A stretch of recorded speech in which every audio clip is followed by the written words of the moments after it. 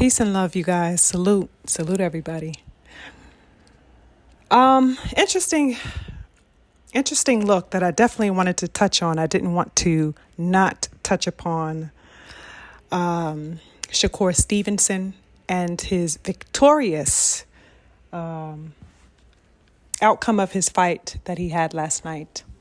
Definitely wanted to touch upon the young king and just speak overall about some things that I have been peeping behind the scenes. Shakur indeed walked out of his fight last night, victorious against Artem Haratunian. Shakur Stevenson now 22-0 in his record, 27 years old, and walking out with yet another victory against another man who could not defeat him. Yet there's quite a bit of a storm, it seems, you guys, being incited and being generated in the boxing world. Okay? Quite a bit of narratives that speak against Shakur Stevenson. Narratives that question his abilities and possibilities, as if he was the man who lost in the ring. I can't help but notice, and I can't help but trace a very long line of habit and language attributed particularly to Black men in boxing. A language that denotes how unimpressive or, non-entertaining or unvaluable they are to the sport. And I have a question. Is Shakur becoming the new Black target in boxing? Now, the term boring for Black fighters is one long used, you guys, to denounce, to dispel associations of power, dominance, and popularity of Black fighters particularly. Boxing media have devised that term to marginalize even the most elite of fighters for nearly a century. This is not new. The use of this term today has long and deep roots. I'd recommend that you all go do your research into this sport that you say you love a little bit more. Start tapping in to the history of the men who have laid blood down for this sport that look like you. The stories and the accounts will astound you. I actually suggest that y'all tap into Champside's Black Murderers Road doc and have that added to your viewership, among many others that I'm sure you will find of value to you. Let's not forget Floyd Mayweather was called boring. Okay? During much of his reign, Andre SOG Ward was called boring. And these are some of the best the sport has to offer. Yet they were not spared of that stigma. They were not spared of the term that many Black men before them have faced. Now we have the young gunners hitting the scene, right? Shakur Stevenson, Devin Haney, whoever you want to go to, right? Beautiful, undefeated fighters, skilled, erudite in the game of boxing. Yet they are being deliberately mocked because of their particularly acute boxing intelligence. Ain't that something? Because they are not one-hitter-quit knockout artists. And for that reason, somehow there is a push to diminish and abate their effectiveness, their prowess, and most of all, their credibility in the sport, as opposed to others, who I guess are deemed to have more favorable characteristics. Shakur Stevenson is coming off an interesting performance, okay? Previous to last night's bout, his last fight was back in November against Edwin De Los Santos. And this performance definitely left many confused, as we know, even myself, about the boxing world, okay? Punches were not thrown in that fight. There was some hesitation. Nothing really concrete seemed to occur between those two men in that particular fight. And Shakur, went on record and he cited his performance being due to a hand injury. Okay. And he was definitely placed on hot coals with the boxing community, to say the least. Now, last night's fight, however, saw Shakur throwing his hands, effective, of course, with his coveted footwork. And he was definitely way more active in his engagement than that previous fight. However, people seem to still be hung up on holding him to the fire of his previous performance. And what is interesting to me is that what seems to be occurring here is that people are convincing themselves that Shakur Stevenson should somehow morph into Gervonta Tank Davis, somehow become him, adapt his style, and start knocking niggas out. Do you feel me? That's what it seems like people really want of him. It's crazy. And if he does not do it at their command, they will label him a runner. And that old haunting term will come round the corner again, calling him boring. I've seen it across my timeline, you guys. People are just picking it up and passing that baton to each other like one would see in some type of relay or something. My question is, why are we demanding of Shakur or anyone to become Tank Davis, for example? That is to say, to enforce that a fighter adopt a style and an identity not their own. Why is that a demand? Why is that being insinuated? I don't understand it. Why is there a need for one style of fighter and one style of fighting is what I am asking, particularly for Black male fighters. Is there something wrong these days, you guys, with individuality? Are people deliberately choosing to deny the fact that Black American fighters have always had the most diverse style of fighting in all of the sport? There is nothing myopic and has never been anything myopic about Black American fighters and their style. You cannot call George Foreman Joe Frazier. You cannot call Marvin Hagler Ray Leonard. You cannot call Tyson Holyfield. You cannot call Pernell Whitaker Zab Judah. Not happening on any level. These men are elite and they got their own sauce and their own swag and their own colors. And they rep it how they rep it against whomever. What is becoming of the boxing mind, you guys? Not only the casual viewer, because they seem to be flooding in by the droves now, but also people who are toting themselves up as quote unquote diehards are spewing this nonsense. What is this mindset that is being fed? What is this discrediting of the Black American boxer's style? And what is the celebration of or the validation of quote unquote Mexican style? No shade to those people, but it's certainly validated on a broad level, this particular style. So now that everybody has to, all of a sudden become a pressure fighter, everyone has to run in head first and start swinging for a knockout in order to be an acclaimed fighter. Is this what is happening? What is this microwave wham bam thank you ma'am approach that is being beckoned from the boxing viewer? What happened to a downright boxing match and enjoying that for what it is? Watching somebody get broken down, outclassed, outsmarted. What happened to appreciating the art when it is displayed? There is no one way of watching boxing or experiencing boxing. Certainly not for the Black fighter. We got so much sauce. You could pick and choose what you want, baby. We in here. In whatever style we show up in.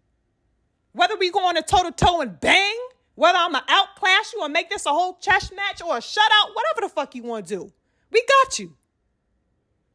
What is this one-dimensional aspect and demand that we show up in some one-size-fits-all position?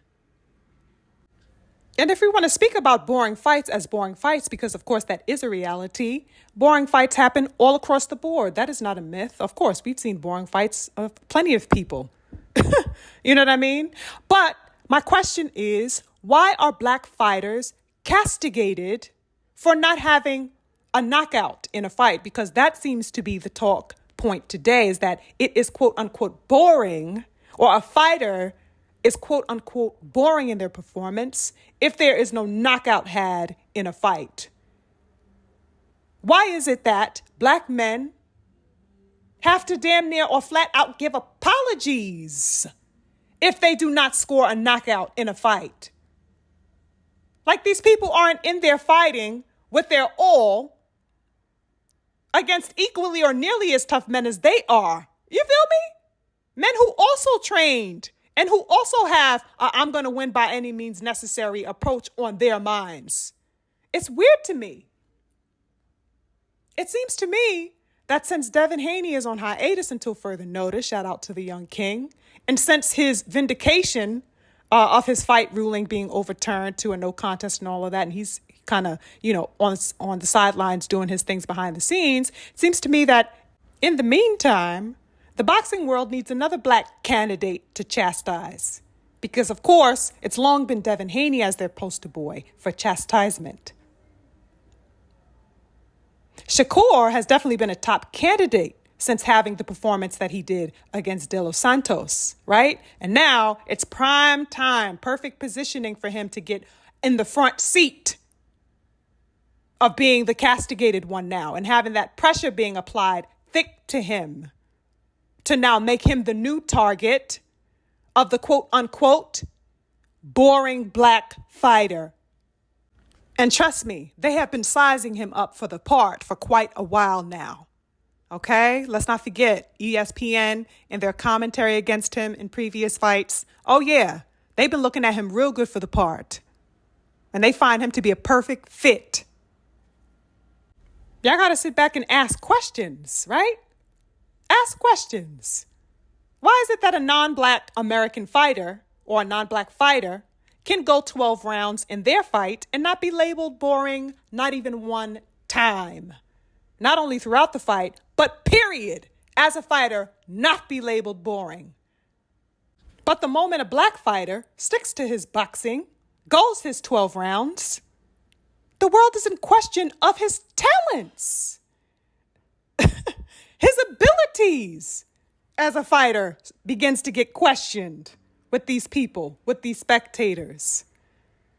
I heard some people asking in some interviews of people who were at the fight and, across social media, people having their dialogues. I heard people asking, do you think Core is ready to fight somebody like Tank? Do y'all hear this shit? What the fuck do you mean? Do you think Core is ready to fight Tank? Was Rolly goddamn ready? Were the Cruzes ready? Both of them? Was Garcia? Take your pick of which one I'm talking about. This is absolutely outrageous. As if Core isn't a silver medalist, an Olympian. As if he was not only 1 year ago said to be one of the best fighters in the world, hands down, among everybody's pound for pound list, damn near, in the boxing world.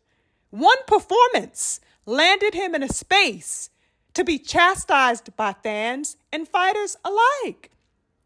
How funny that a fighter who can't even hold a candle to him, Tio, do I still got it? Lopez, who just looked terrible against a man with 7 goddamn losses on his record and went 12 rounds with that. Hello? Is Tio being generally regarded as a boring fighter? Is that a stigma forever to be attached to his name as a boxer? I think not. Boxing fans have to do better to redirect the narrative of their fighters, particularly us and our fighters and the fighters that we support as Black boxing goers, especially the ones that they had no issue supporting just 5 fucking minutes earlier. Right? Everybody was on the Shakur train. Barely even a year ago. It wasn't even a year. Now all of a sudden, you ride a wave of the narratives that spewed just because you think it's credible to not support your own, or somehow you think it's credible to regurgitate what some journalist or platform or commentator said. Y'all got to get to know the language that was created for you within this boxing game. Oh, yeah. There's a distinct language for you and your Black fighters. There's a distinct language for you and your Black viewership, or lack thereof. Because let's not forget, as I mentioned, I believe in the Black Codes commentary that I did, that they don't even regard you as a formidable aspect of viewership in the boxing world. You don't show up. You don't put your dollars towards anything. Oh, yeah, there's a code. There's a Black code, indeed. In me sitting and dissecting and just analyzing, privately on my own time as a boxing fan, not even somebody who, makes my own commentary at this point, but just as a fan of the sport, in my observation, I really do believe that there is an attempt to water down the esteem and prominence of the Black American boxer in the sport. It's ever going. You know what I'm saying? And when I pull from the history of that, I'm not just pulling that from thin air. That is to say that I am pulling from the history. I am pulling from the sources of information that can be traced, and that I could see clearly at work and at play today.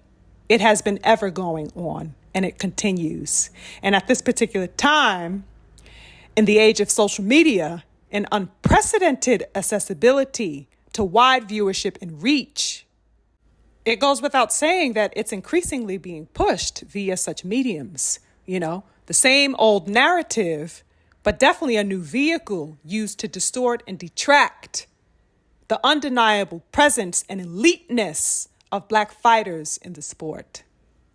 That's my, assessment that I see of the overall tone going on. But back to Shakur Stevenson, particularly, I'd love to see him continue to elevate, of course.